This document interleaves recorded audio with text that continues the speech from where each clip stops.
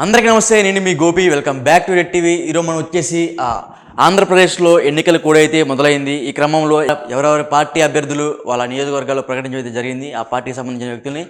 ఈ క్రమంలో ఉమ్మడి గుంటూరు జిల్లాలో ఎవరు గెలవబోతున్నారు, ఏ పార్టీ గెలవబోతుంది, ఏ కాన్స్టిట్యున్సీస్లో ఏ పార్టీ గెలవబోతుంది మనం చూసుకుందాము. పల్నాడులో మరలా వచ్చేసి గురజాల కాన్స్టిట్యున్సీ. ఈ గురజాల నియోజకవర్గం కూడా చాలా సంవత్సరాలైంది ఏర్పడి. గురజాల ఇక్కడ కూడా చాలా చాలా పెద్ద పెద్ద తలపండి నాయకులు అయితే పోటీ చేయడం జరిగింది. ఈ క్రమంలో మాజీ ఎమ్మెల్యే ఎర్రపతినేని శ్రీనివాసరావు, అప్పట్లో టీడీపీ నుంచి ఎమ్మెల్యేగా ఎన్నికయ్యారు. ఎర్రపతినేని శ్రీనివాసరావు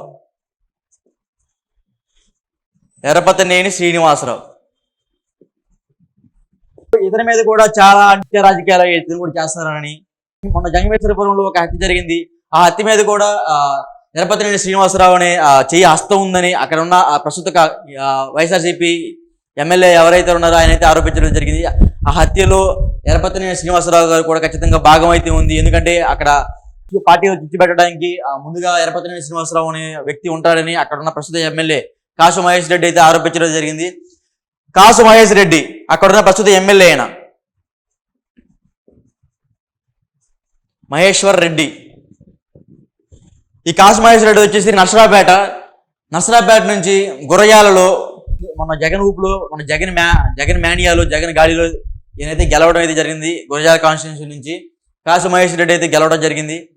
అప్పటి నుంచి రాజకీయంగాను లేకపోతే ఆర్థికంగాను ఈయన చాలా బలమైన వ్యక్తి. ఎందుకంటే వీళ్ళ తాతగారు మాజీ సీఎం, కాసు మహేష్ రెడ్డి తాతగారు మాజీ సీఎం అయినా. ఇప్పుడు గురజాలలో కూడా చాలా అభివృద్ధి పనులు అయితే జరిగాయి. ఎందుకంటే గవర్నమెంట్ నుంచి మెడికల్ కాలేజ్ అనేది ఒకటి అయితే ఏర్పాటు చేయడం జరిగింది. పిడిరాలలో మెడికల్ కాలేజ్ అయితే మెడికల్ కాలేజ్ అనేది ఒకటి ఏర్పాటు చేయడం అయితే జరిగింది కాసు మహేష్ రెడ్డి గారు. ఖచ్చితంగా మా సర్వేలో తెలిసింది ఏంటంటే అక్కడ అభివృద్ధి పనులు అయితే చాలా వాటికి అయితే మెండుగా జరిగాయని, రోడ్లు వేయటం కానీ, అక్కడ ఉన్న ఆ పిడిరాల నుంచి దాచేపల్లి వెళ్ళే రోడ్లో ఒక రోడ్డు అయితే ఈయన ఫయస్త చేతుల మీదుగా వేయడం అయితే జరిగిందని, మెడికల్ కాలేజీ ఉన్నప్పుడే మంచిగా డెవలపింగ్ చేసి మెడికల్ కాలేజీ పిడిగాలకు తెచ్చి ఒక డెవలప్మెంట్ అయితే జరిగిందని అక్కడ మా సర్వేలో అయితే తెలియంది. ఈసారి ఎన్నికల్లో భాగంగా వీరిద్దరు వచ్చేసరికి ఇద్దరు ఓసీలే. ఎర్రపతినేని శ్రీనివాసరావు గారు వచ్చేసి కమ్మవారు, కాసు మహేష్ రెడ్డి గారు వచ్చేసి రెడ్డిస్. ఇద్దరు ఓసీలే. వీళ్ళిద్దరు కూడా ఆర్థికంగా చాలా బలమైన వ్యక్తులు. ఈ ఎర్రపతినేని శ్రీనివాసరావు అనే వ్యక్తి ఒకప్పుడు మైనింగ్ కింగ్ అంట. ఒకప్పుడు ఆ సున్నపు ఆ పిడిగాళ్ళ, గురజాల, దాచేపల్లి ఆ ప్రాంతంలో సున్నం ఫ్యాక్టరీ అనేది చాలా అధికంగా ఉంటాయి. ఒకప్పుడు ఆ సున్నం ఫ్యాక్టరీకి ఆ మైనింగ్ కింగ్ అంట ఎర్రపతినేని శ్రీనివాసరావు అనే అతను. ఏదైనా సరే అప్పుడు కాసు మహేష్ రెడ్డి గారు అయితే వైసీపీ గాలి అయినా కానీ, లేకపోతే వీళ్ళకున్న సపరేట్ కూటమిలు కానీ, అదే కమిటీలు వేసుకొని మండల కమిటీలు వేసుకొని వీళ్ళ గెలవడం కానీ 28,000 ఓట్ల మెజారిటీ అయితే కాసు మహేష్ రెడ్డి గారు లాస్ట్ ఇయర్ గెలవడం అయితే జరిగింది. ఈసారి టీడీపీ, జనసేన, బీజేపీ ఉమ్మడి కూటమి అభ్యర్థిగా ఎర్రపతినేని శ్రీనివాసరావు గారు అయితే అక్కడ కంటెస్ట్ చేయడం అయితే జరుగుతుంది. అదే భాగంగా కాసు మహేష్ రెడ్డి గారికి కూడా మన ప్రకటించిన వైఎస్ఆర్సీపీ ఎమ్మెల్యే లిస్ట్ ప్రకటించిన సందర్భంగా ఈయనకు కూడా మరలా అక్కడ సీట్ రావడం అయితే జరిగింది.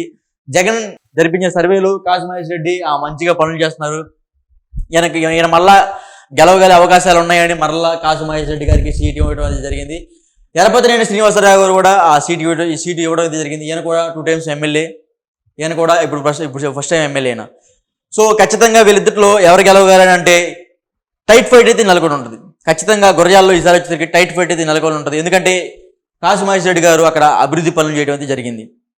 ఆ హాస్పిటల్స్ కానీ, రోడ్స్ కానీ, సంక్షేమ పథకాలు కానీ ప్రతి ఒక్కరి ఇంటికి అందజేయడం అయితే జరిగింది. ఎర్రపతినేని శ్రీనివాసరావు గారి మీద మొన్న ఈ మధ్య చాలా మనం చూస్తూనే ఉన్నాం, చాలా ఆరోపణలు అయితే వచ్చాయి. జంగమేశ్వరపురంలో ఒక మర్డర్ జరిగింది. ఆ మర్డర్ మీద ఈయన మీద కూడా కొన్ని A4లో అక్యూజ్డ్గా జయించడం అయితే జరిగింది ఆయన కూడా, ఎర్రపతినేని శ్రీనివాసరావు గారిని.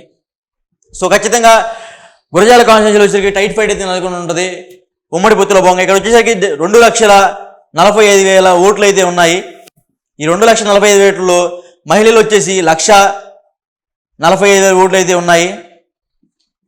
102,300 ఓట్లు అయితే పురుషులు అయితే ఉన్నారు. మెయిల్ స్త్రీలు వచ్చేసరికి 1,45,000 ఓట్లు అయితే ఉన్నాయి. మగవారు వచ్చేసరికి 1,23,000 చిల్లర ఓట్లు అయితే ఉన్నాయి అక్కడ. సో ఖచ్చితంగా ఆడవారిని సంక్షేమ పథకాలు కరెక్ట్గా వాళ్ళకి అందజేయడం అయితే జరిగితే మరలా అక్కడ గెలిచే అవకాశాలు ఖచ్చితంగా కాసు మహేష్ రెడ్డి గారికి ఉంటాయి. లేకపోతే ఇప్పుడు ఉమ్మడి కూటమి అభ్యర్థి కాబట్టి ఖచ్చితంగా టైట్ ఫైట్ అయితే ఉంటుంది ఈ గురజాల కాన్స్టిట్యున్సీలో.